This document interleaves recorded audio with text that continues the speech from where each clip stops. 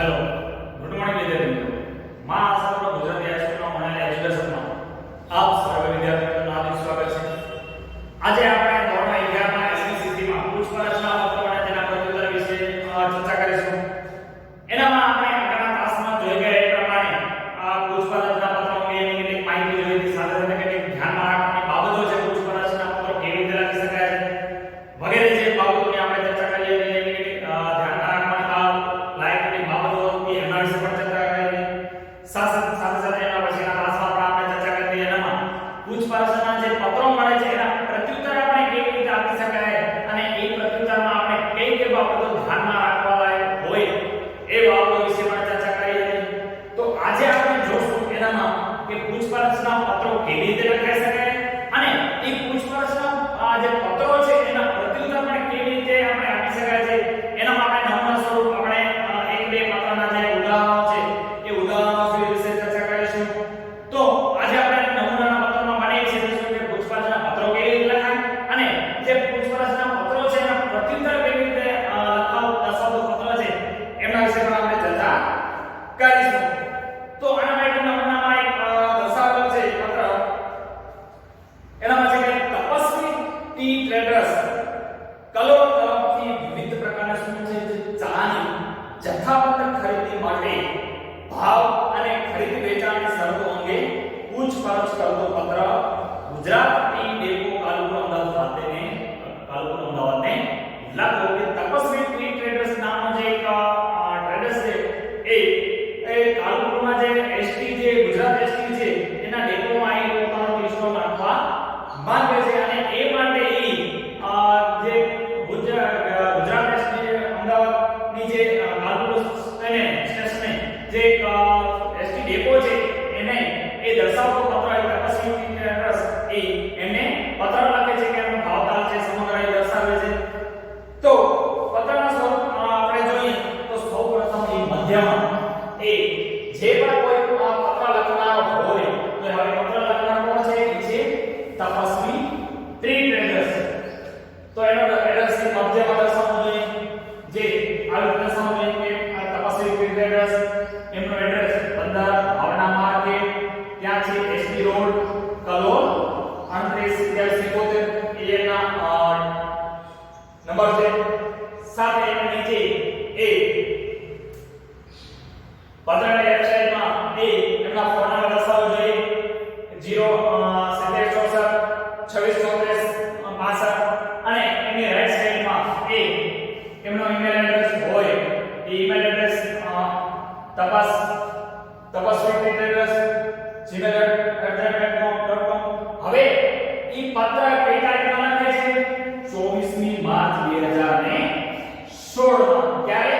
24મી March 2016 માં કોણે લખે છે? ગુજરાત ટી ડેપોને। ક્યારે લખે છે? 24મી માર્ચ 2016 માં। હવે આ જાણવાનું જે પત્ર લખનાર કોણ છે? હવે ઈ પત્ર લખનાર કોણે પત્ર લખે છે? લેફ્ટ સાઈડમાં જે કોઈ વ્યક્તિ લખતો હોય, વ્યક્તિ હોય કે અથવા કોઈ મેનેજર, બ્રાન્ચના મેનેજર અથવા એક્સ્ટ્રા જે કોઈ પણ પત્ર લખતો હોય તો એ પત્રની ડાબી સાઈડ એનો એડ્રેસ દર્શાવજો। તપસ્વી ટી ટ્રેડર્સ કોને પત્ર લખે છે? ગુજરાત ટી ડેપોને। એડ્રેસ શું છે એનું?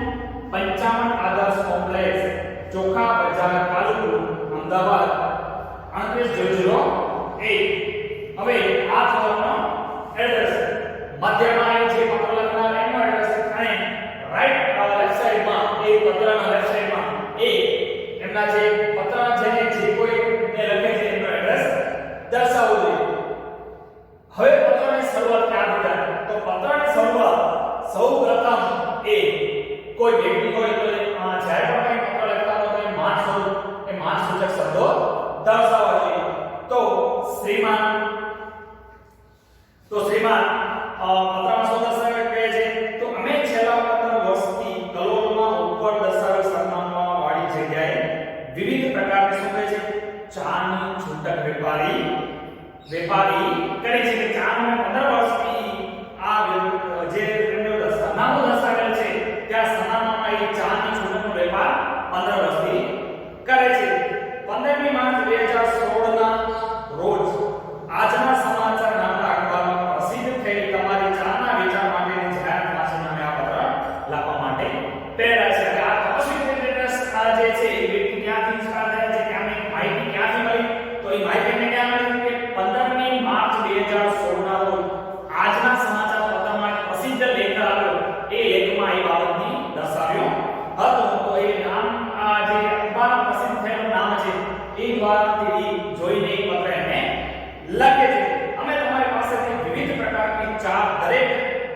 50 કિલોગ્રામની પેકિંગમાં ખરીદવા ઈચ્છીએ છીએ તો તમારી પાસે ઉપલબ્ધ વિવિધ પ્રકારની ચાનું સૂચિપત્રક અથવા તો ભાવપત્રક અમને મોકલી આપવા વિનંતી કે તમારા પાસે પણ જે પણ કંઈ જે ચાની વિવિધ પ્રકારની જે સૂચિપત્રક અથવા ભાવપત્રક છે એ અમને મોકલી આપવા વિનંતી છે અને અમારી ફેક્ટરી છે એ 50 કિલોગ્રામના પેકિંગમાં ખરીદવા ઈચ્છીએ છીએ તો વિવિધ પ્રકારની ચાની અલગ અલગ જથ્થા અનુસાર પેકિંગમાં પ્રાપ્ત હોય તે મુજબ તેના ભાવ વળતર નાણાંની ચૂકવણીની શરતો વિશે જાણવા ઈચ્છીએ છીએ આ ઉપરાંત સામાન વાહનના માધ્યમ અને ખર્ચ અંગે જણાવવા વિનંતી માલ સામાન અમારા ઓર્ડર આપ્યા બાદ 10 દિવસમાં પહોંચે એવી અપેક્ષા હોવાથી ઝડપથી પ્રત્યુત્તર પાઠવા વિનંતી આપના ભાવ અને શરતો અમને અનુકૂળ આવશે તો અમે આમાં ભવિષ્યમાં મોટા ઓર્ડર આપીશું આભાર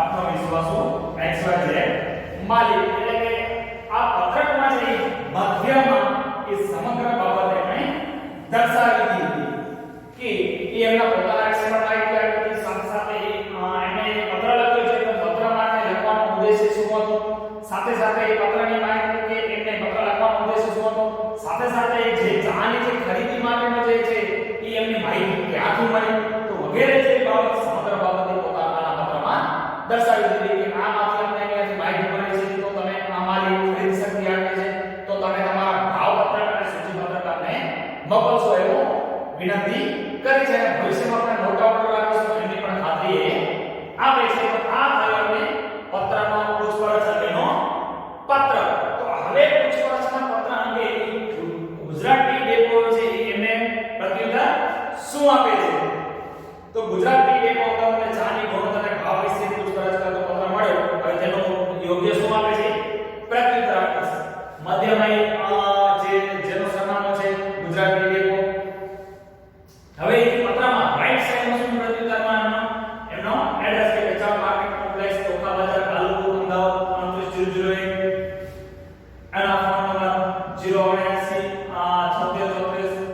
7634 ઈમેલ એડ્રેસ ગુજરાત t@yahoo.com હવે આ પત્ર એને ક્યારે મળ્યો હતો 24 તારીખના તો હવે એ જ પત્ર મળ્યા બાદ 3 દિવસમાં એનો પ્રત્યુત્તર આપે છે ક્યારે આપે છે 27 માર્ચ 2016 માં એનો પત્ર 24 તારીખનો મળ્યો એના પછી એનો ઉત્તર કઈ તારીખના આપે છે 3 દિવસ રહીને 27 માર્ચ 2016 માં હવે આ પત્રનો એડ્રેસ કે જે વ્યક્તિ પ્રત્યુત્તર આપે છે હવે જે પ્રત્યુત્તર આપે છે કોને પત્ર લખે છે એ એમને રાઈટ સાઈડ લેફ્ટ સાઈડમાં દર્શાવવું છે કોને લખે પત્ર તપાસ સમિતિ એડ્રેસ 15 ભાવના માર્કેટ SD રોડ કલોલ 3870 તો આ પત્રનો એડ્રેસ 27 માર્ચના રોજ કોને પ્રત્યુત્તરના સ્વરૂપમાં આપે છે તપાસી ટ્રેડ એડ્રેસ તો માનસૂચક શબ્દ શ્રીમાન મધ્યમાં સમગ્ર બાબત એમને દર્શાવી છે તો શ્રીમાન આપનો પત્ર અમને ક્યારે મળ્યો 24મી માર્ચ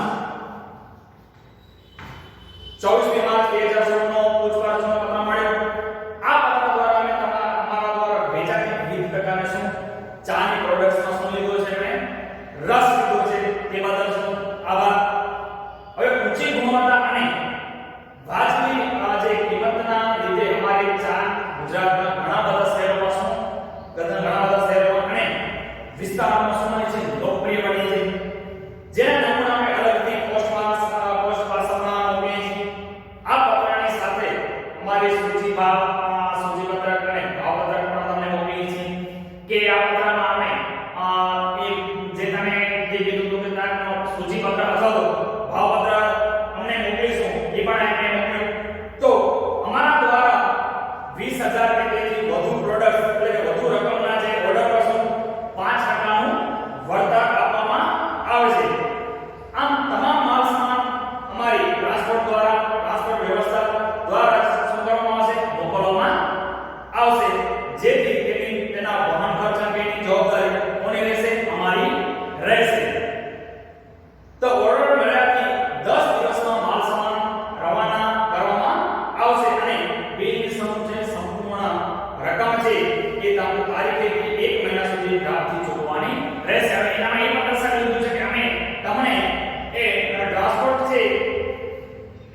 ટ્રાન્સપોર્ટની વ્યવસ્થા પણ કરી આપવામાં આવશે.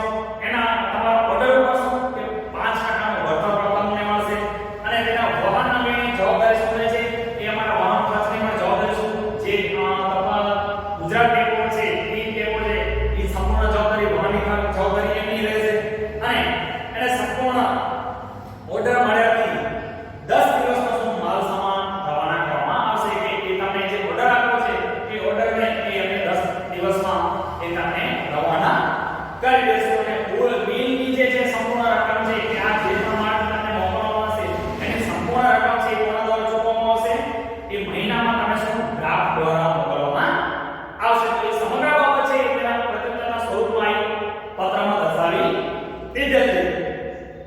ઉચ્ચ ગુણવત્તા અને ન્યૂનતમ ભાવ પાસ સાથે તમારી શરતોને આપનો ચોક્કસ અનુકૂળ આવશે અને મોટો ઓર્ડર આપશો એવી શું અપેક્ષા સાથે એ અપેક્ષા રાખી આપનો વિશ્વાસુ XYZ મેનેજર. હવે એમને પત્રમાં તો દર્શાવ્યું તો પત્રમાં એમણે બિડાણ સ્વરૂપે દર્શાવ્યું છે કે નહીં તે એ પત્રમાં જોવું જોઈએ કે પત્ર સાથે શું દર્શાવ્યું છે સૂચિપત્રક અને ભાવપત્રકોના એ ગુજરાતી ડેપોના ગુણપત્રક અને સૂચિપત્રક પણ એમાં દર્શાવ્યું. તો વિદ્યાર્થી મિત્રો આ તો એક ઉદાહરણ કે તમે દર્શાવ્યું કે જે પ્રત્યેક પૂછપરછના પત્રો કેવી રીતે લખી શકાય અને જે પૂછપરછના પત્રોના જે પ્રત્યુત્તર સ્વરૂપે એ પત્રો કેવી રીતે લખી શકાય એના વિશે પણ આપણે માહિતી મેળવી.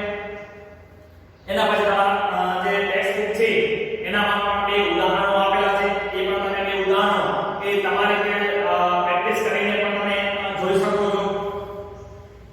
બીજો એક આનામાં પણ ઉદાહરણ દર્શાવ્યો છે કે આદર્શ જે નિવાસી છાત્રાલય છે એમાં ફર્નિચરની ખરીદી માટે કરવાની હોય અને જે ફર્નિચર માટે વડોદરાની તેના અંદાજિત ભાવ તથા નાણાંની ચૂકવણીની શરતો વિશે માહિતી મળતો પત્ર કે છે કે આદર્શ નિવાસી છાત્રાલય અને જે ફર્નિચર એ બને છે એ ફર્નિચર મેળવવા અંગેની એનામાં માહિતી દર્શાવેલી છે.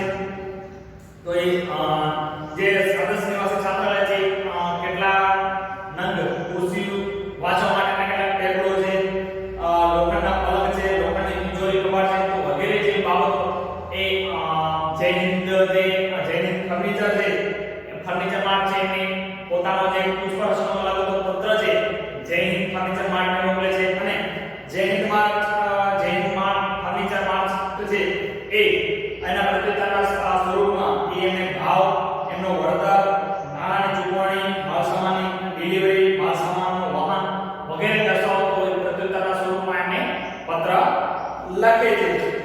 એના પછી ટેલિવિઝન દ્વારા પ્રસારિત થતી સુપર સ્પીડ સાયકલની જાહેરાતના સંદર્ભમાં નેશનલ સાયકલ કંપની દિલ્હીને પૂછપરછ પત્ર લખે છે.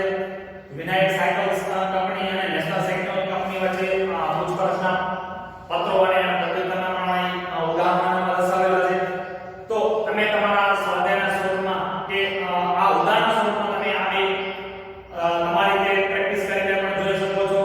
જો ખ્યાલ ના આવે તો તમે મારા જે નંબર છે એના ઉપર તમે મેસેજ પણ કરી શકો છો. સાથે સાથે જ્યાં પણ તમે કંઈ ક્વેરી હોય તો એ ક્વેરીના સ્વરૂપમાં તમે મને પર્સનલ મેસેજ કરી શકો છો અથવા તો ફોન પણ કરી શકો છો.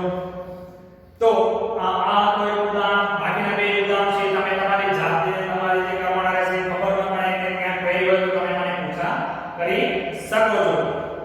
તો તમે તમારા સ્વાધ્યાયના સ્વરૂપમાં આ પ્રકરણ અહીંયા પૂર્ણ થાય છે. તો તમે તમારા સ્વાધ્યાયના સ્વરૂપમાં પ્રશ્ન નંબર 4 નીચે આપેલી માહિતીને ધ્યાનમાં રાખીને પત્ર લખો.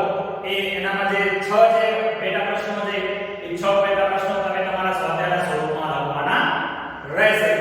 હવે પછીના ક્લાસમાં આપણે પેટા નંબર 6 એમના વિશે ચર્ચા કરીશું. Thank you.